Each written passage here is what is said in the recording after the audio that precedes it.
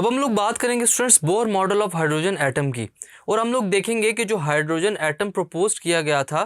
Bohr model की form में students वो क्या है। इन 1913 के अंदर एक डेनिश साइंटिस्ट जिनका नाम था नील बोहर, उन्होंने एक थ्योरी प्रपोज की थी हाइड्रोजन एटम के हवाले से स्टूडेंट्स, जिसके अंदर बहुत सारे आइडियाज कंबाइंड थे from classical theory, Planck's original quantum theory, Einstein's photon theory of light और रदरफोर्ड मॉडल इस सब में शामिल थे। Bohr model of hydrogen atom में क्या था स्टूडेंट्स कि जो क्लासिकल फीचर्स होते हैं हमारे पास as well as revolutionary postulates that could not be justified within the framework of classical physics, ऐसे पोस्टुलेट्स और ऐसे आइडियाज स्टूडेंट्स जो क्लासिकली डिफाइन नहीं हो सकते थे, जिसके लिए मॉडर्न फिजिक्स को यूज करना लाजमी था। The Bohr model can be applied quite successfully to a hydrogen like ions as single ionized helium.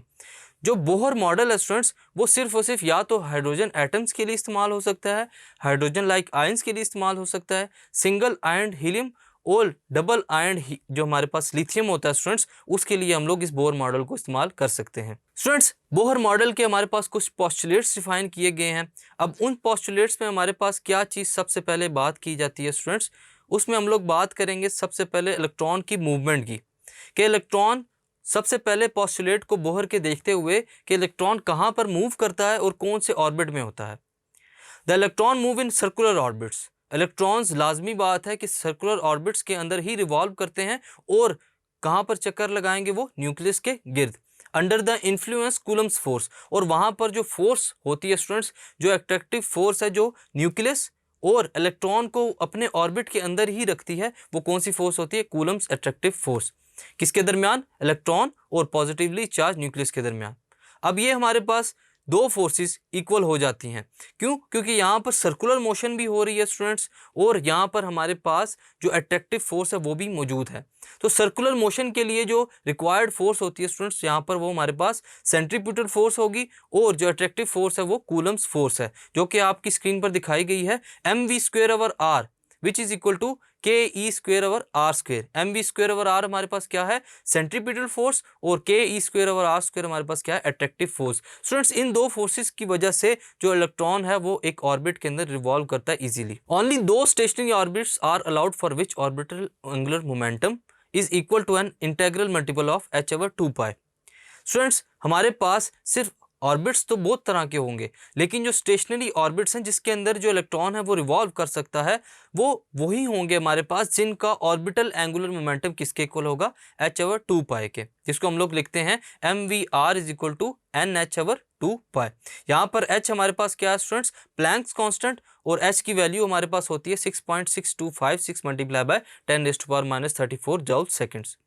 जो थर्ड पोस्टुलेट है हमारे पास वो क्या है कि जो इलेक्ट्रॉन होता है किसी भी स्टेबल ऑर्बिट के अंदर वो एनर्जी को रेडिएट नहीं कर सकता, ये बात की जाती है क्लासिकल थ्योरी के हवाले से। यानी कि अगर एक इलेक्ट्रॉन कॉन्टिन्यूसली मूव कर रहा है एक ही ऑर्बिट के अंदर, तो वो एनर्जी को रेडिएट नहीं कर सकता, आया कि वो जंप ना करे एक शेल से दूसरे शेल तक। जो फोर्थ पोस्टुलेट है स्टूडेंट्स हमारे पास वो ये है कि हमारे पास जो एटम है उसमें से एनर्जी तब रेडिएट होगी जब उसके जो इनर शेल्स हैं वो जंप करेंगे अलाउड ऑर्बिट से स्टेशनरी ऑर्बिट की तरफ। यानी कि अगर एक अलाउड और स्टेशनरी ऑर्बिट के अंदर इलेक्ट्रॉन मौजूद है, वो जैसे ही जंप करेगा दूसरे शेल के अंदर, दूसरे ऑर्बिट के अंदर, तो वो एटम जो है वो एनर्जी को रेडिएट करेगा। और जो फ्रीक्वेंसी होगी वो किस कंडीशन को ओबे करेगी स्टूडेंट्स, जो हमारे पास गिवन है hf is equal to En-EP। यहाँ पर En और EP क्या है हमारे पास, हायर और लोअर एनर्जी स्टेट्स हैं किसकी स्टूडेंट्स, इलेक्ट्रॉन की।